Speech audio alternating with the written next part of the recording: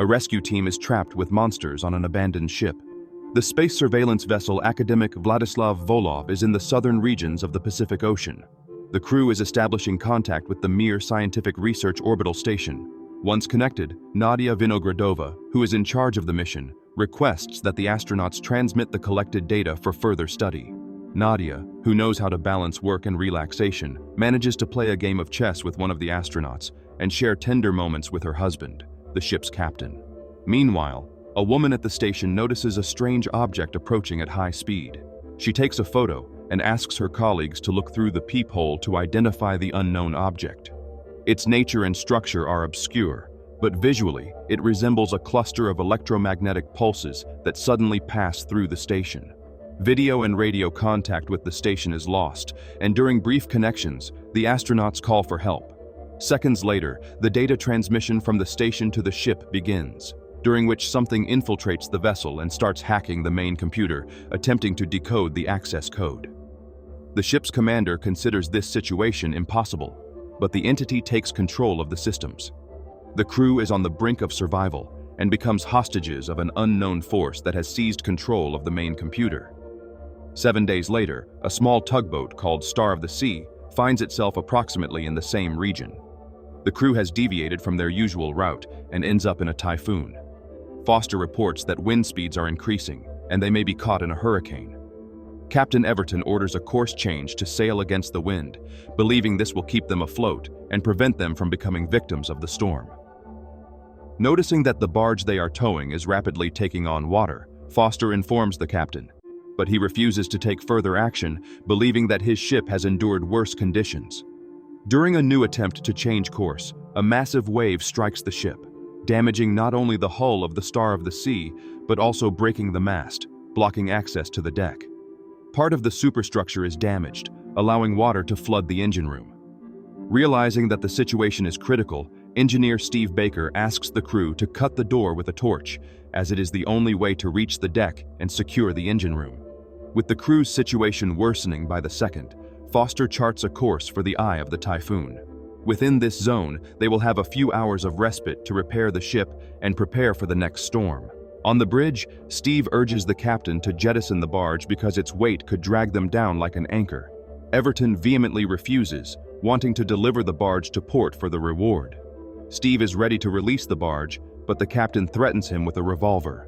Their argument is interrupted when another huge wave strikes the ship, breaking the line and sending the barge to the bottom. Foster and Steve see this as a victory, as they could have sunk with it. Everton, having spent all his savings on the barge, feels devastated. Reluctant to give orders, he agrees to head into the center of the cyclone and locks himself in his cabin. In the early morning, Everton drinks heavily and contemplates ending his life in a game of Russian roulette. The crew tries to revive the ship and patch all the holes, pumping water out of the engine room.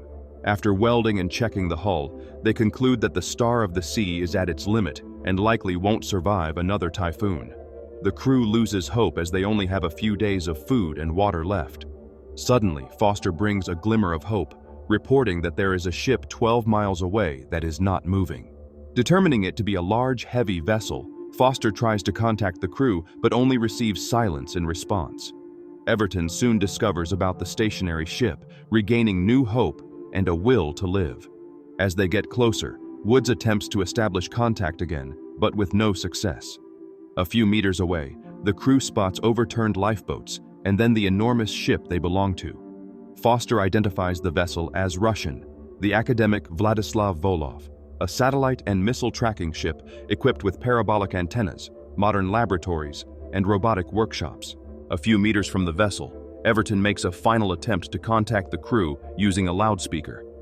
When no one responds, he asks Steve to take climbing gear, lanterns, and other tools so they can board and investigate. A few minutes later, everyone except Woods boards the Academic Vladislav Volov. Steve and Squeaky go ahead and notice numerous bullet holes, realizing something terrible has happened there. The bridge is empty, which pleases Everton. The power is off, and the radio is broken. The ship's logbook does not help the international crew, as no one understands Russian. The situation excites the crew and the captain because they can tow the ship to the nearest port. According to maritime law, an abandoned ship in international waters belongs to whoever finds it.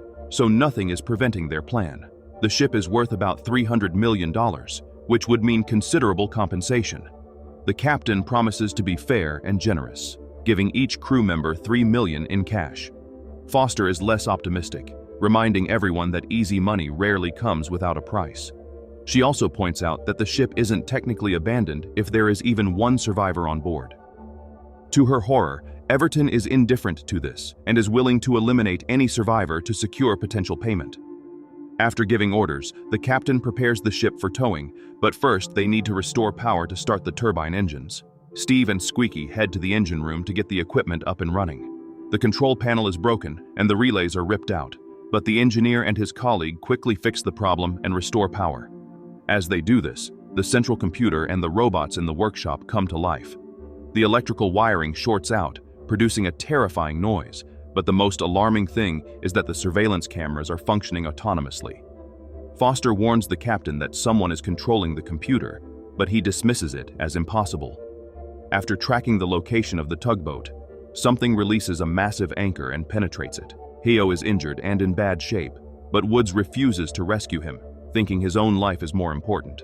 Foster wants to jump in and help her colleague, but the captain forbids her from taking the risk.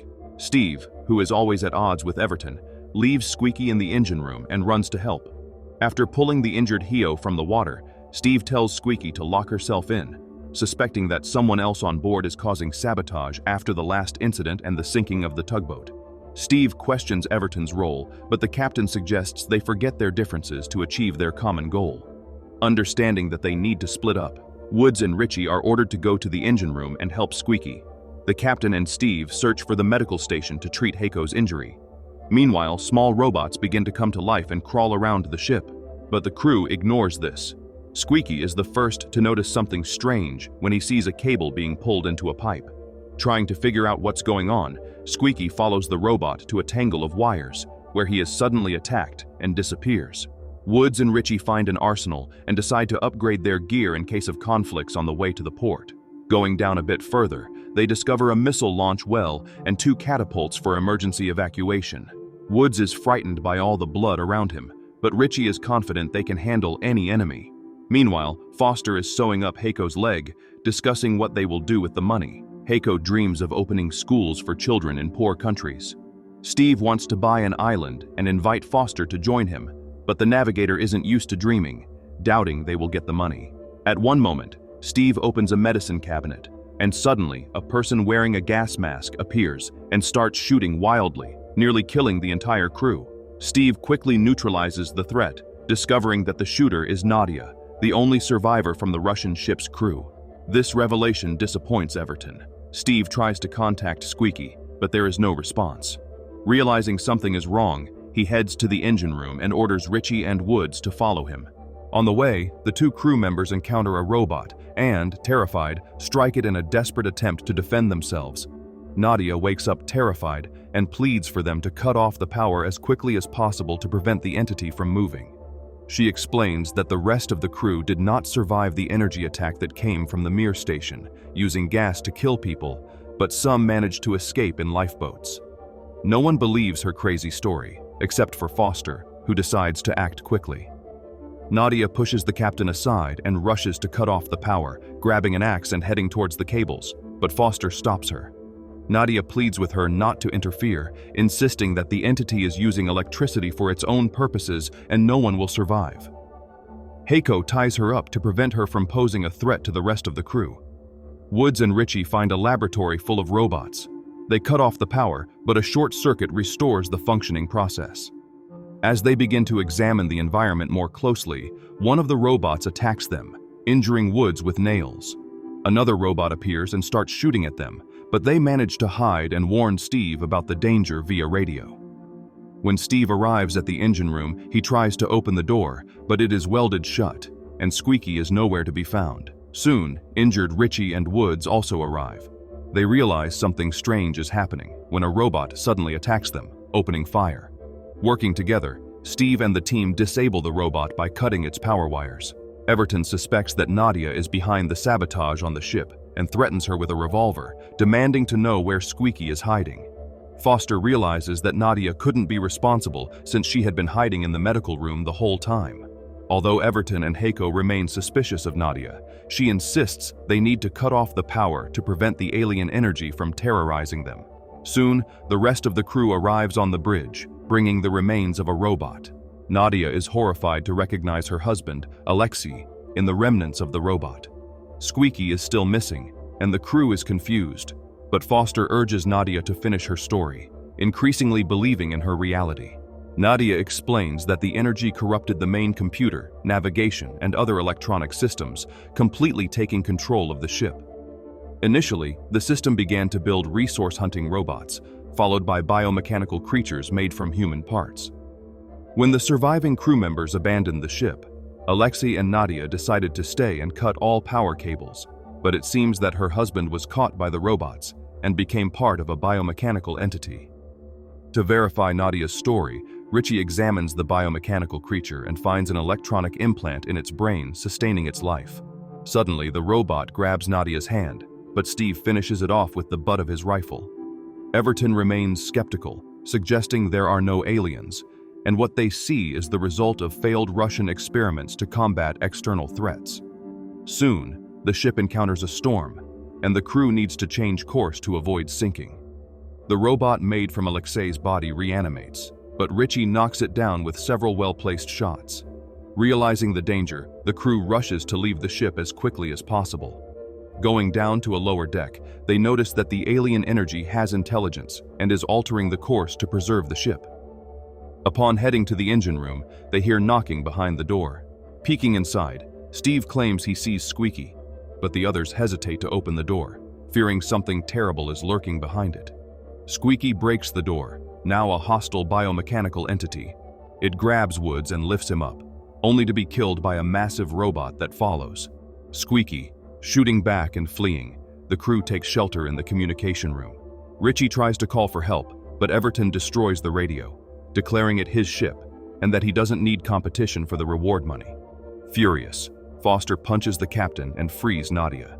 Meanwhile, a robot is trying to break through the walls and is about to enter. Recognizing this, Richie decides to communicate with the computer controlled by the unknown life form. The team discovers that the hostile energy sees humanity as a virus and intends to exterminate them, using human parts as building material. After a quick discussion, the team concludes that the best way to prevent disaster and stop the alien energy from spreading is to sink the ship. Richie refuses to be a victim of the robots, so he shoots the biobot Squeaky and separates from the main group. As the team goes out to try to shut down the main computer, Everton does not accompany them.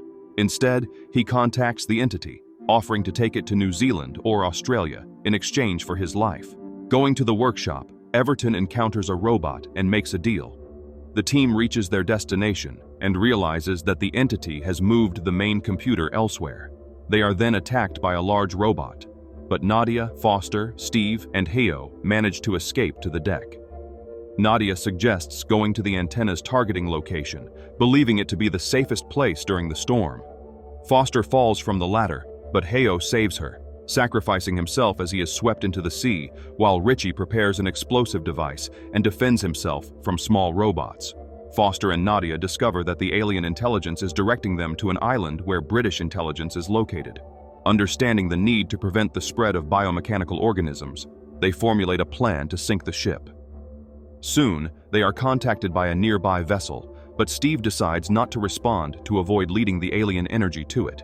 Shortly after, the trio is found by Everton, who has become a biobot but retains his consciousness.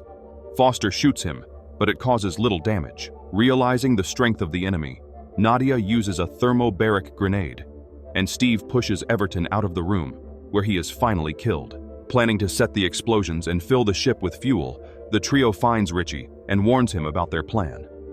Armed and disoriented, Richie no longer acts as part of the team and sticks to his own plan, filling the ship with fuel and preparing an explosive device with a 15-minute timer. The team prepares to evacuate, but a massive sentient robot attacks them. Trapped, Steve and Nadia fall and lose consciousness. Foster falls into a sea of fuel and bodies, but is captured by the robot, which interrogates her using electric shocks. Several minutes later, Steve and Nadia attack the robot, but inflict little damage. Unexpectedly, Richie joins them and shoots the robot with a grenade launcher, freeing Foster.